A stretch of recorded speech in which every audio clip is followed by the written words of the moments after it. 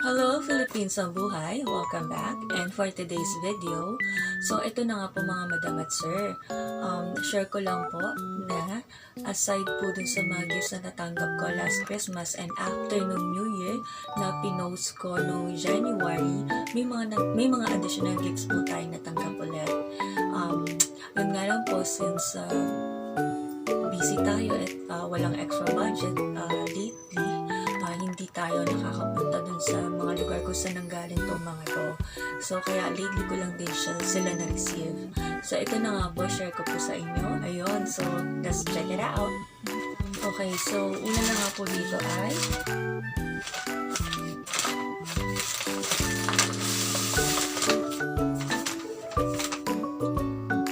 H&M.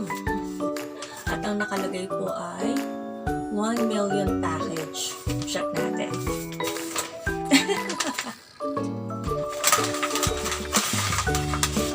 Diba?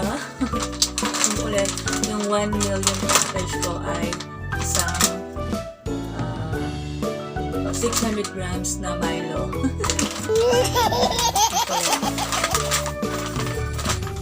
Tapos, meron din tayong may chocolate.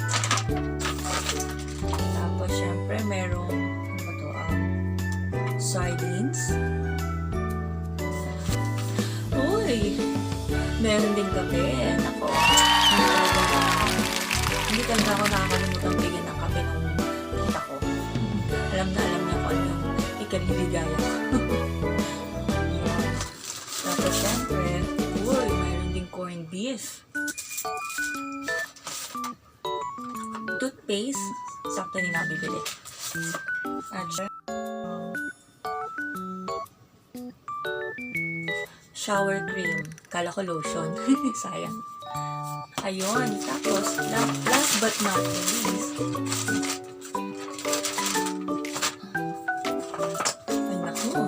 Meron tayong isosos. Uy, ang ganda to.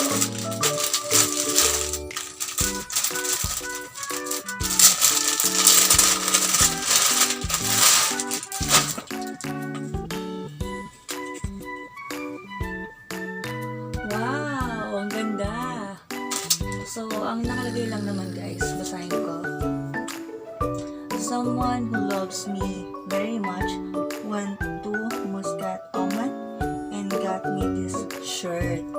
Diba? Ang ganda niya. Ang simple lang ng kulay niya, pero bet ko siya. Tapos, syempre, ito naman dito. Uy! Wow! Ang ganda! Ay, ang ganda niya! Yung nakakatawa naman. May ibang bansa? Ayun nga, so, yun, ang ganda ng tela. Napaka manipis siya na napaka-presko ng tela. Parang sarap isuot nito, no? Yung may susuot na naman ako pagpasok sa office. Ayun. So, yun lang po muna ulit for now. Thank you so much po sa mga relatives ko na hindi nakakalimot magbigay ng regalo sa akin at sa family ko. Kahit na simpleng mga regalo lang ba. So much appreciated po. So, thank you so much. Ayun. So, hanggang dito na lang po muna ulit for now. Thank you so much for watching. Ingat!